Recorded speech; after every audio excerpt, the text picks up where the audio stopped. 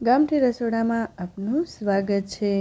તો આજે આપણે બનાવીશું આથા વગરની મગની દાળની ઈડલી। તો આપણે કોઈ જ અહીં આથો નથી નાખવાનો અને કોઈ પણ આપણે લોટનો પણ ઉપયોગ નથી કરવાનો। તે રીતે આપણે હેલ્ધી મગની દાળની ઈડલી બનાવીશું।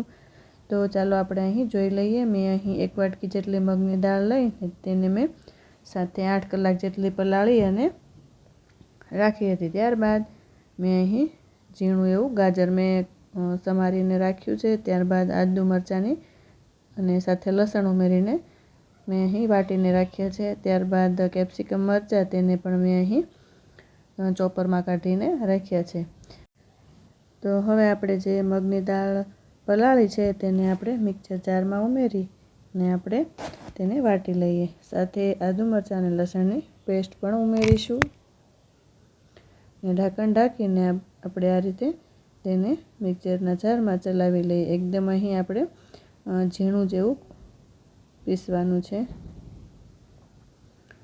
તો આ રીતે આપણે વાટવાનું છે અને આવું થાય ત્યાં સુધી આપણે આવું બેટર બનાવવાનું છે। તો હવે આપણે આ બેટરને એક બાઉલમાં કાઢી લઈશું।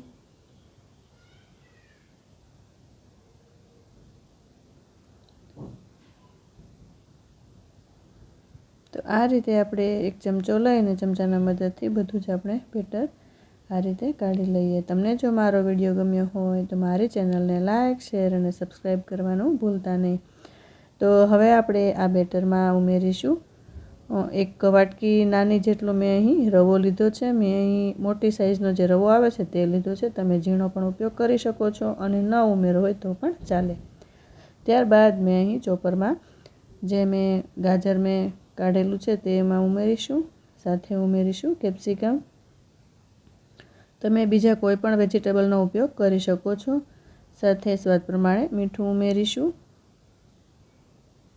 ને આ બધું જ આપણે સારી રીતે મિક્સ કરી લઈએ।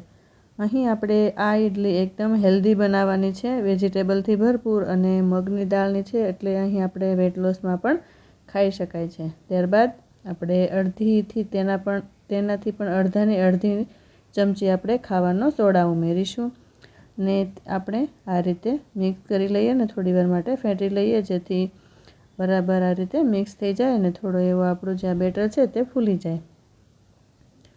તો આ મગની દાળની ઈડલી તમે ગમે ત્યારે ઇન્સ્ટન્ટ બનાવી શકો છો અને વેટ લોસમાં પણ તમે ખાઈ શકો છો ને કોઈ દળવાની કે કોઈ પલાળવાની આથા નાખવાની કોઈ ઝંઝટ વગર ઝટપટ તૈયાર થતી મગની દાળની ઈડલી। તો અહીં આપણે એક ડીશ લઈને તેમાં જે ઈડલી મેકર છે તેમાં આપણે થોડું એવું તેલ લગાવીશું અને ત્યારબાદ આપણે જે બેટર છે તે તેમાં આ રીતે ઉમેરીશું ને અહીં મેં પહેલેથી જ પાણી મેં ઉકળવા માટે રાખી દીધું હતું। હવે આપણે તેમાં ડીશ મૂકી ને આપણે ઢાંકણ ઢાંકી લઈએ। તો અહીં ઢાંકણ ઢાંક્યા બાદ આપણે 8 થી 9 મિનિટ જેટલી આપણે તેને ચડવા દઈશું। તો અહીં આપણે જોઈએ તો આપણી ઈડલી ચડી ગઈ છે કે નહીં તે આપણે ચેક કરી લઈશું। તો અહીં જોવામાં દેખાઈ રહી છે ઈડલી પણ સરસ એવી આપણી ફૂલી ગઈ છે અને જાળીદાર પણ સરસ એવી તૈયાર થઈ હશે। તો હવે આપણે ચાકુની મદદથી આ રીતે જોઈએ તો જો ચાકુમાં આ રીતે બેટર ચોટે નહીં તો આપણે સમજવાનું કે ઈડલી અહીં સરસ એવી બફાઈ ગઈ છે અને ચડી ગઈ છે। તો હવે આપણે ડીશ બહાર કાઢીને એને 2 થી 3 મિનિટ માટે ઠંડી થવા દઈએ અને હાથ આપણે આ રીતે લગાવીને જોઈએ તો હાથ હારે ન ચોટે તો અહીં સરસ એવી ઠંડી થઈ ગઈ છે અને આપણે ચમચીની મદદથી આ રીતે ઈડલીને બહાર કાઢી લઈએ તો છે ને અહીં સરસ એવી કલરફુલ ઈડલી। તો આ ઈડલીમાં સરસ એવા ગાજરના ટુકડા અને કેપ્સિકમના ટુકડા ખૂબ જ સરસ એવા દેખાઈ રહ્યા છે અને સરસ એવી પોચી જાળીદાર પણ બની છે તે પણ દેખાઈ રહ્યું છે। તો હવે આપણે એક સર્વિંગ પ્લેટ લઈને તેમાં સર્વ કરીશું। તો અહીં તમે ગ્રીન ચટણી સાથે પણ ખાઈ શકો છો ને કોઈ પણ ચટણી સાથે તમે ખાઈ શકો છો। મેં અહીં સોસનો ઉપયોગ કર્યો છે।